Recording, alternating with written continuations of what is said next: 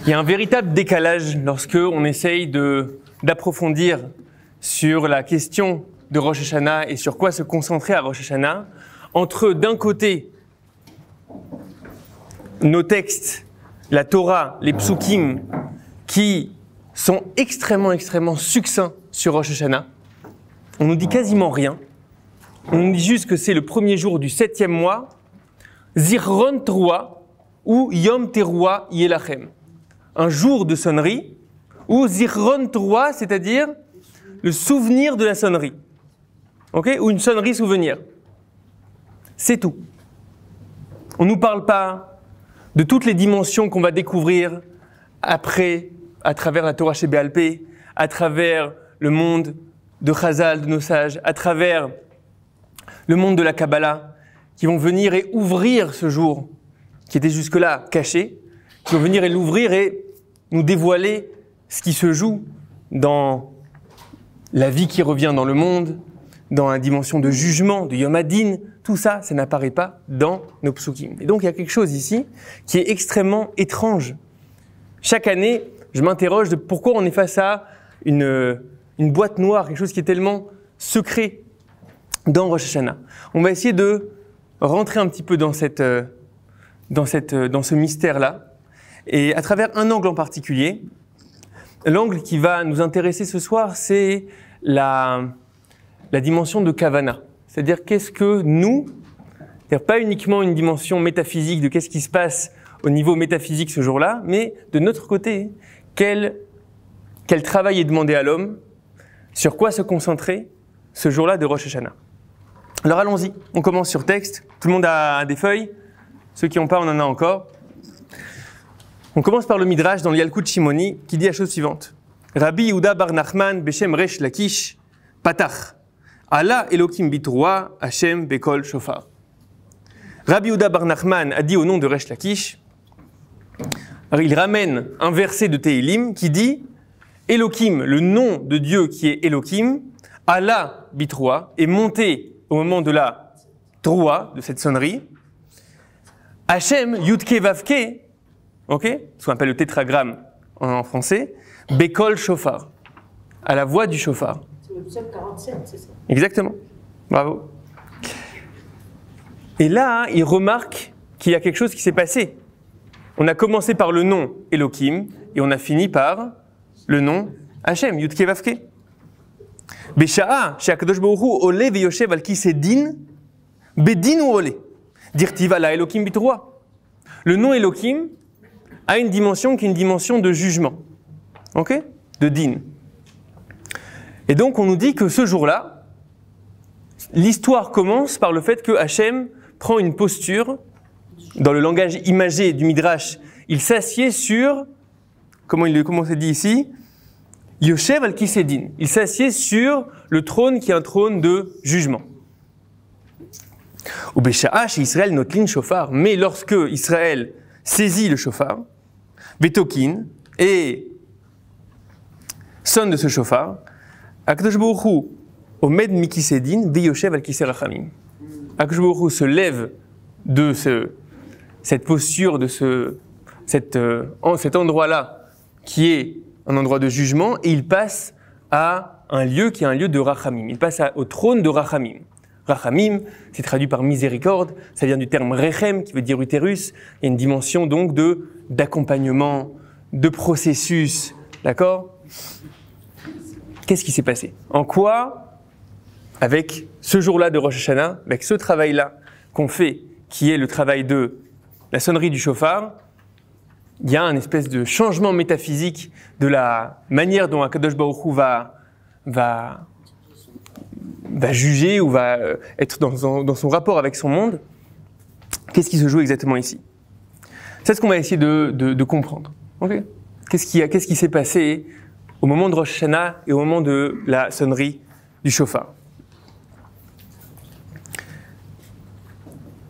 Dans le Harizal, dans Sha'ar HaKavanot, il ramène un verset de Shir HaShirim qu'on connaît tous, Smolo tachat leroshi veyemino techabkeni.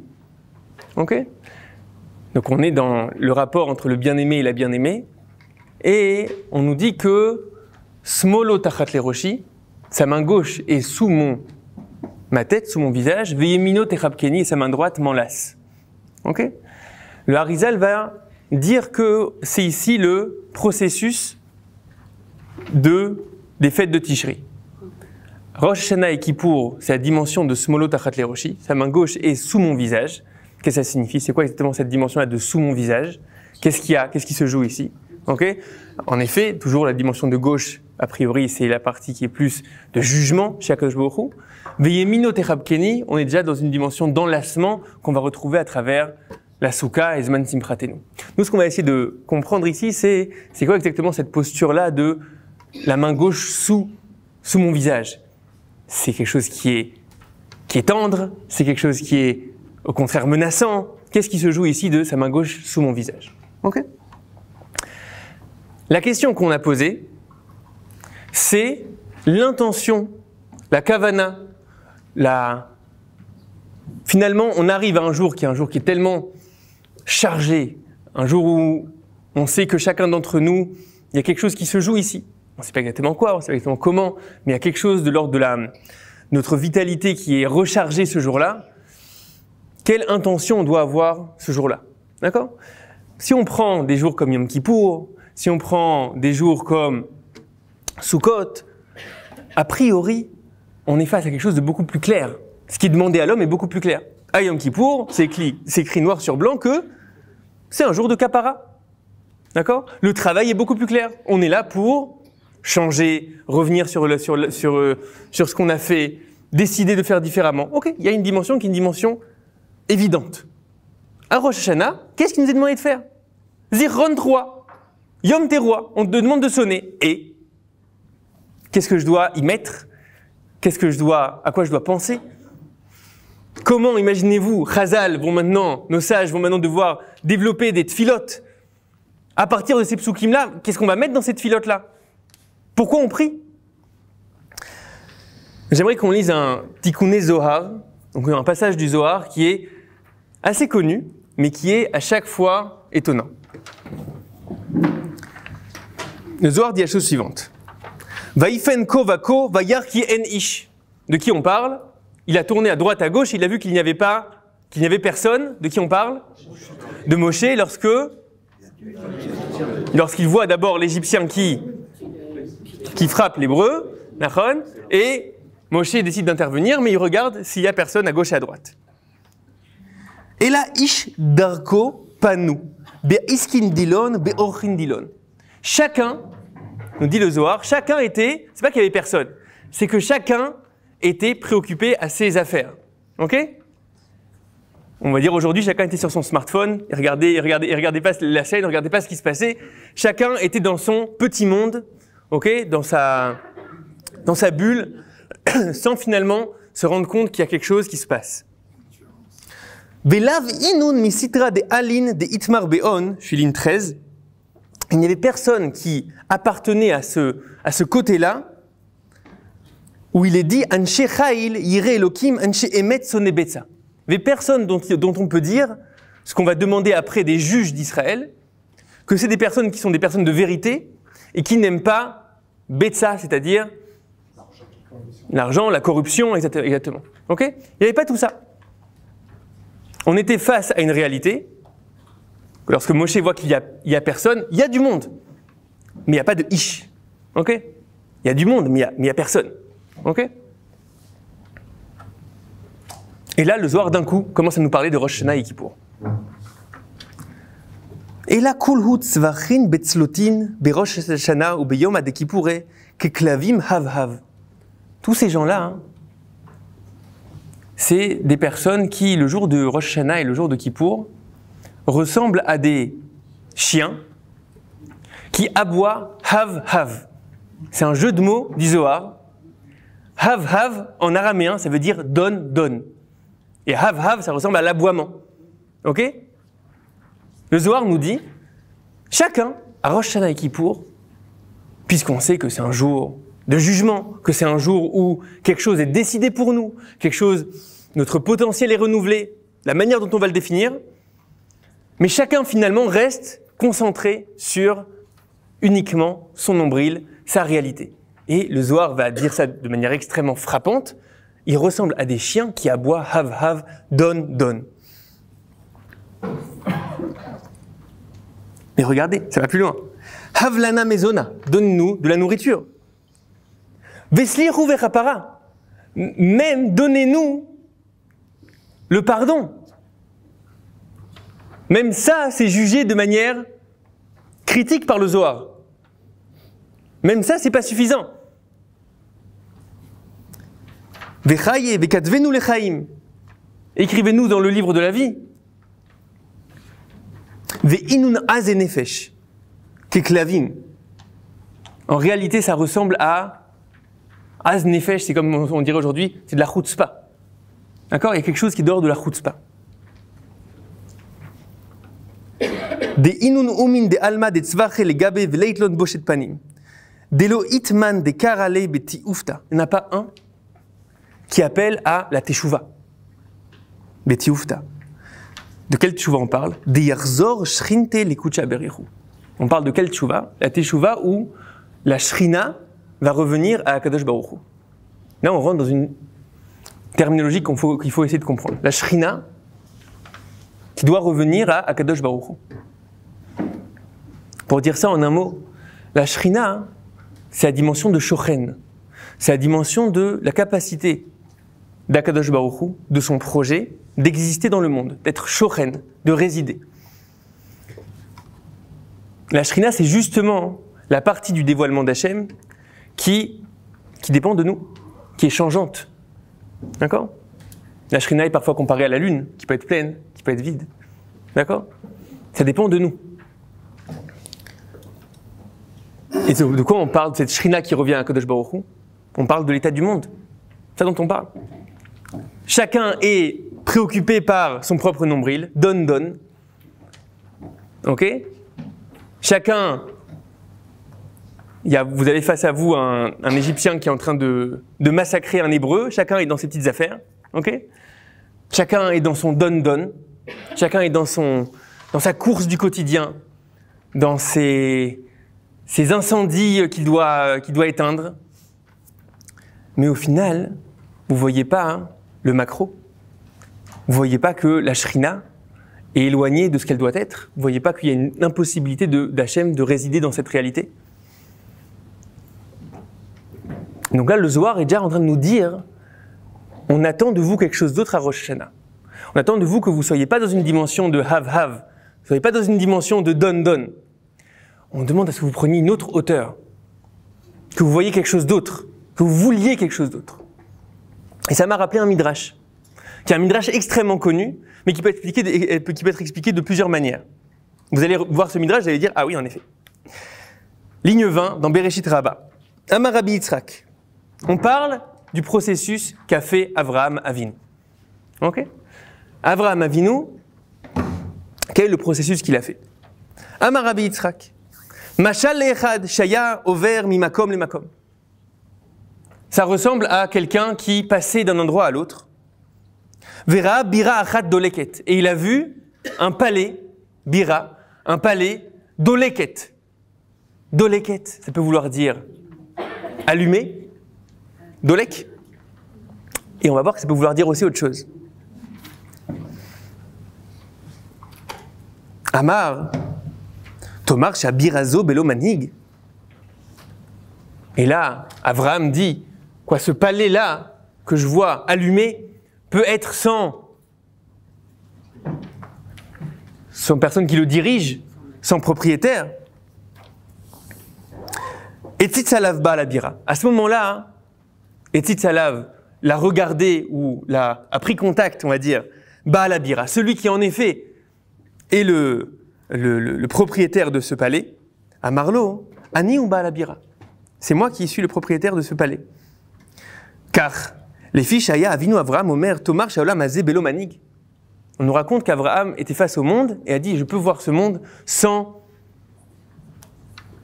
Il n'y a rien ici, il n'y a pas de providence, il n'y a pas quelqu'un qui gère cette chose-là. Marlo, Ani ou Baal Haolam. Et à ce moment-là, Hachem se dévoile. La lecture qu'on a l'habitude d'entendre, c'est Le processus que Abraham fait, c'est un processus où il est face à un monde qui a l'air d'être, entre guillemets, habité. Il y a quelque chose, comme si vous êtes face à une maison et vous voyez que la lumière est allumée.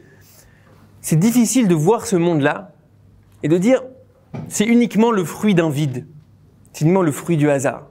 Okay, aujourd'hui, la science actuelle va parler de fine-tuning. Je ne sais pas si vous avez déjà entendu parler de ça, fine-tuning. Le fine-tuning, c'est le fait que même si on considère qu'il y a eu une évolution et qu'il y a eu ce qu'on appelle Brerativit, etc., au final, si les constantes physiques étaient un petit peu différentes, si la gravité était un petit peu différente, si la loi magnétique était un petit peu différente, toute la réalité ne pourrait pas exister. Donc on est face à quelque chose qui précède la dimension d'évolution et on dit, bon, il y a quelque chose qui a l'air d'être habité ici, il y a quelque chose qui a l'air d'être voulu ici. C'est le discours qu'on a l'habitude d'entendre à propos de ce midrash. Mais il y a une autre manière de lire ce midrash.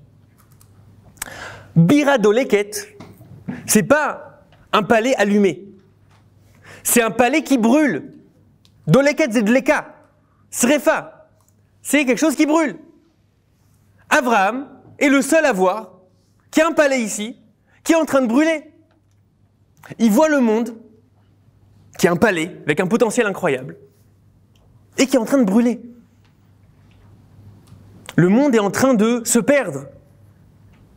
Et donc d'après ça, le cri d'Abraham, ce qui va faire que Hachem va se tourner vers lui et pas vers quelqu'un d'autre, ce qui va commencer l'histoire d'Israël, c'est pas une capacité philosophique d'être face à la structure du monde, c'est au contraire un cri de l'intérieur face à une insatisfaction de l'état du monde. Le fait de dire, mais je suis face à un palais qui brûle, c'est pas possible que cette réalité-là ne soit pas dirigée, c'est pas possible qu'on ne puisse pas en faire quelque chose de plus grand. C'est pas possible que ce monde soit entre les mains de barbares, soit entre les mains d'idiots. C'est pas possible. Il y a quelque chose qui ne va pas. C'est exactement ce que le Zohar nous dit. C'est exactement ce que le Zohar nous dit. C'est-à-dire, est-ce qu'on est capable d'être face à la réalité et de sentir le cri qui est en train de sortir de cette réalité et de dire, ça ne nous suffit pas. Je sens la shrina qui est éloignée. Je sens que ce monde-là est insuffisant.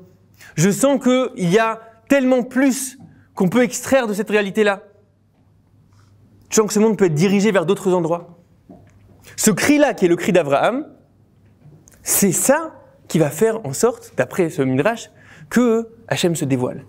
Rabbi Tzadok HaKohen Milublin, immense sage, fin 19e siècle, va aller encore plus loin. Regardez ligne 25.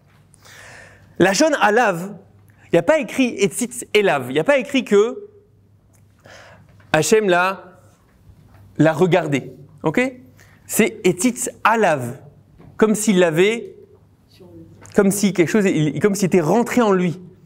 Pas Elav, c'est pas comme Elav, c'est lorsque tu es en face. Alav, Etzitz Alav, comme s'il était rentré en lui. La Shon Alav, Ratzal Omar, Shamar Lo, Shata be'atzmecha gam ken michlal ba'al abira. Rabbi Tzadok HaKohen Milublin nous dit qu'à ce moment-là, ce que Hachem a dit à Abraham, c'est « Tu es toi aussi Ba'al Abira.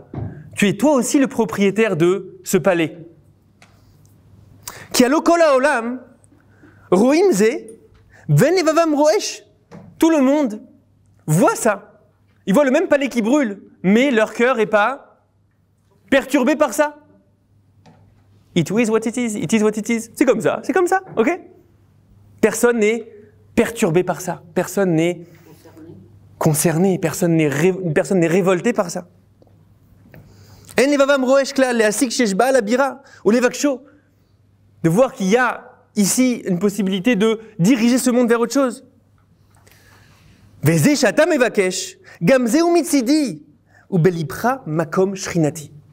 fait que toi, tu aies cette révolte-là, et tu aies cette demande-là, ça vient de moi, ça vient de l'infini qu'il y a dans le monde. Ou belibra makom shrinati. Et c'est dans ton cœur que réside ma shrina.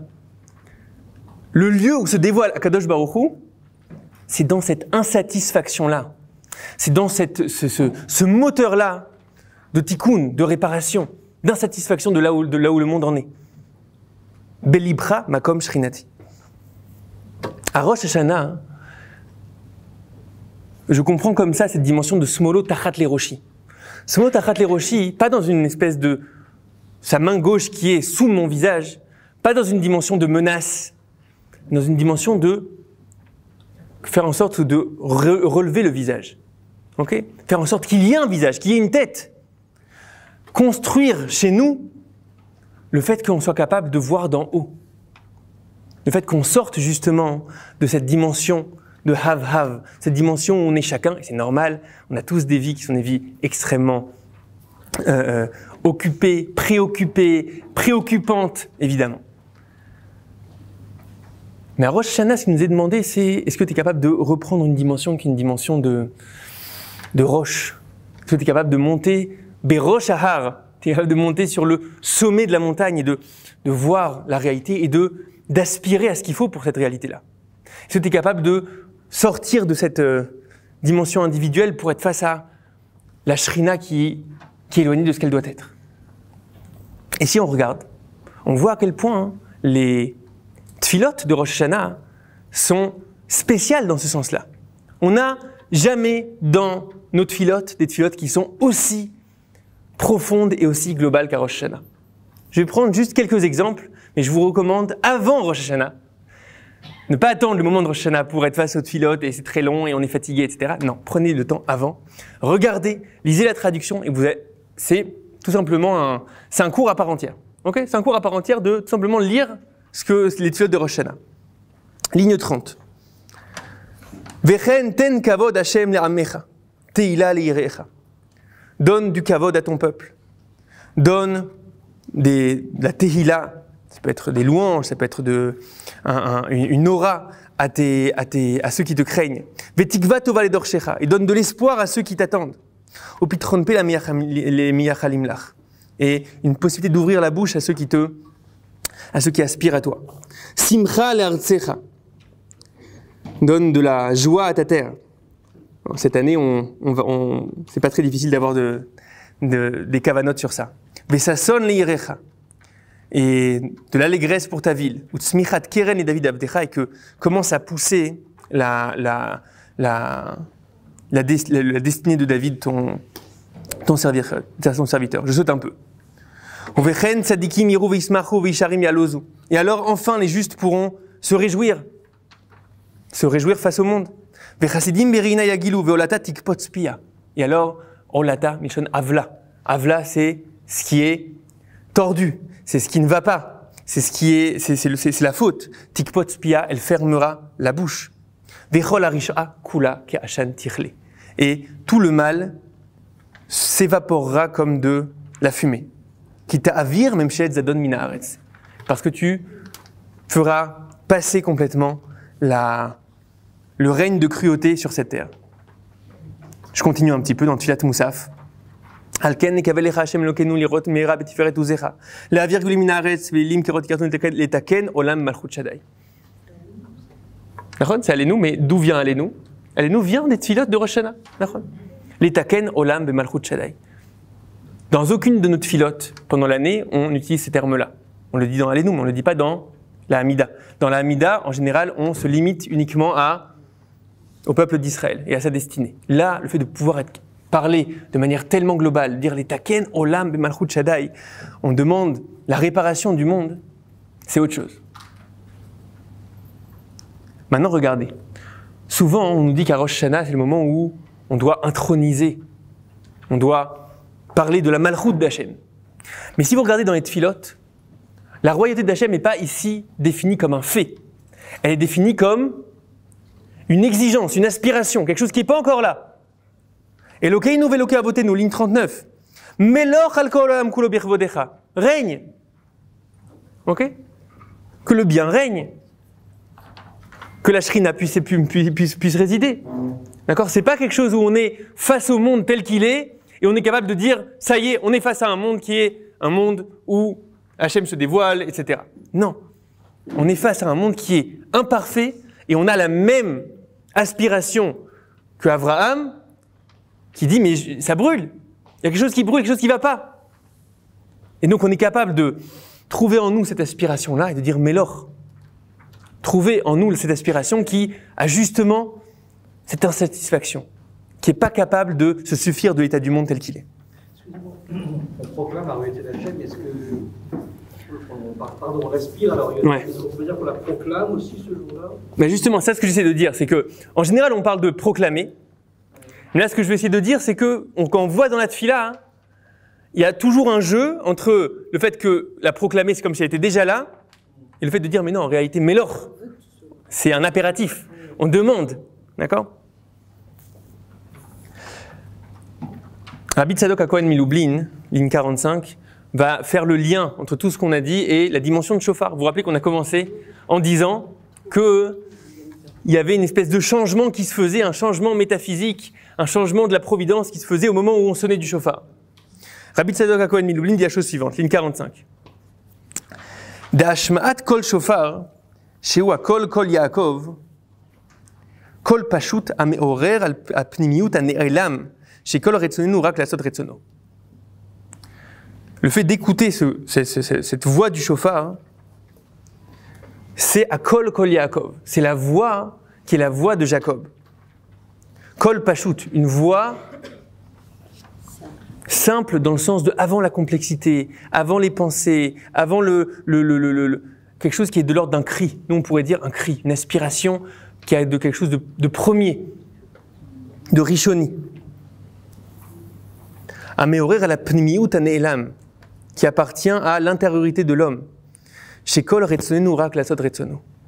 Arriver à toucher du doigt le point où toute notre volonté, fondamentalement, est de faire sa volonté. Okay? Arriver à trouver le lieu où on n'est justement plus dans une dimension de have, don, mais on arrive à ressentir en nous le manque, en fait, qui est le manque de Shrina.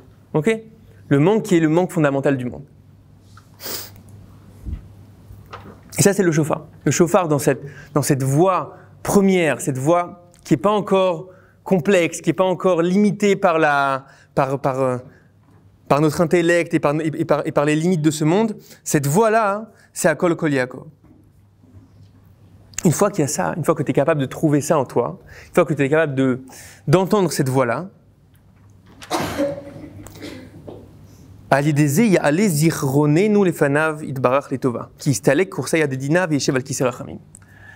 ce moment-là, on est déjà face à une nouvelle personne. À partir du moment où la personne a trouvé en elle cette espèce de vecteur, de colonne vertébrale, d'insatisfaction profonde, de volonté de tikkun, alors on ne peut plus le juger de la même manière. On n'est plus face à un homme avec tout son égocentrisme, toutes ses pulsions, etc. On est face à quelque chose d'autre. On est face à quelque chose de beaucoup, beaucoup plus grand. On est face à une autre réalité. Donc là, on peut rentrer sur une dimension de rachamim. Une dimension capable de voir le processus, de voir le temps que ça prend pour que cette volonté-là puisse exister aussi sous forme d'une vie, d'action qui arrive à surmonter tout ce qu'elle doit surmonter. Ok, on n'a plus besoin du din, on est déjà dans une dimension de rachamim, de processus. À ce moment-là, lorsque Hachem voit cette pnimiut, cette intériorité qui s'est dévoilée, alors on ne peut plus parler de midat hadin, on ne peut plus parler de jugement. Ça, c'est plus ça ce qui nous intéresse.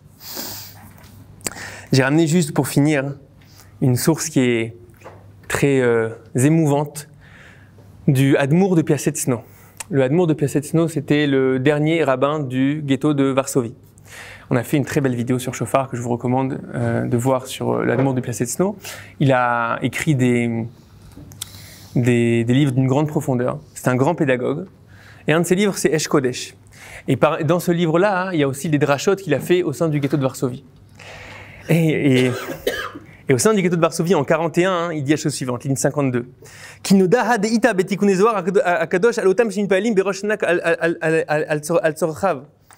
Il dit, on connaît tous ce Zohar qui parle du fait qu'il ne faut pas prier pour ses propres besoins.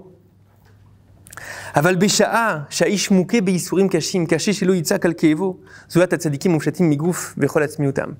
dit, mais dans des heures comme les nôtres, où on est dans une telle détresse, avec de telles douleurs, alors c'est difficile de pas prier pour soi. La reine à la nashim kirkenu, c'est pour ça que pour des gens comme nous, bifrat betzarot marot kaelu, et dans des détresses comme celle dans laquelle on est, yefshar shelo nitzak vitpael lachem gam berosh shana v'yom kippurim al yisurenu vekeevenu. On peut pas nous demander de pas prier aussi pour nous. Aval gam al ze be'atzmenu nafshenu martifke. Mais le fait qu'on soit obligé de prier pour notre propre détresse, sur ça même, on est en deuil. Sur le fait qu'on soit obligé de prier sur notre propre détresse au lieu d'être capable de voir la détresse de la Shrina. Donc, vous voyez un petit peu la grandeur de l'Admour de Piaseczno dans les pires moments du ghetto de Varsovie, qui est capable de faire ce calcul-là, de faire ce cheshbon-là.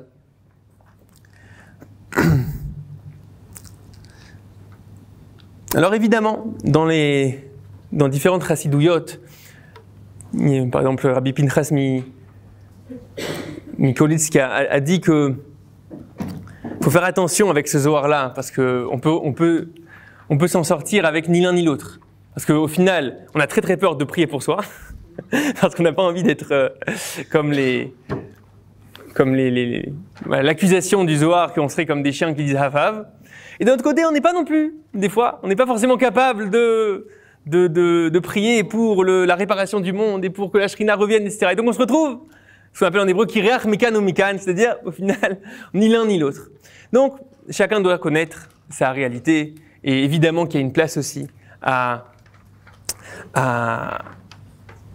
des prières qui sont des prières personnelles, mais il faut les faire dans cette tonalité-là.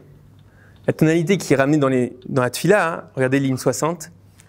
Zorreinu lechaim, melech hafetz bachaim, vechotvenu besefer achaim, lema'ancha elokim chaim.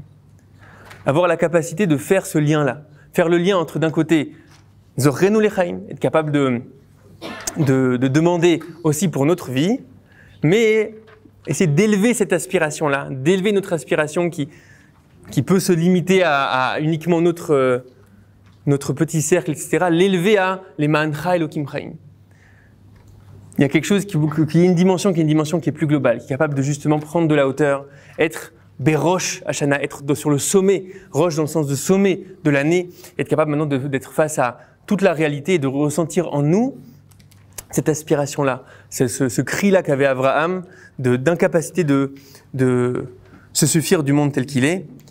On vit des années où c'est pas si compliqué on vit dans des années où c'est pas si compliqué de se connecter à cette dimension-là, de voir un monde qui a l'air parfois tellement alma des shikra, parfois tellement un monde de mensonges et de propagande contre nous, un monde où on a vu des barbaries qu'on ne pouvait même pas imaginer. Et donc, c'est peut-être plus facile pour nous ces années de prendre justement cette hauteur-là et de trouver en nous cette aspiration-là de l'Emancha Elokim Chaim. Shana Tova.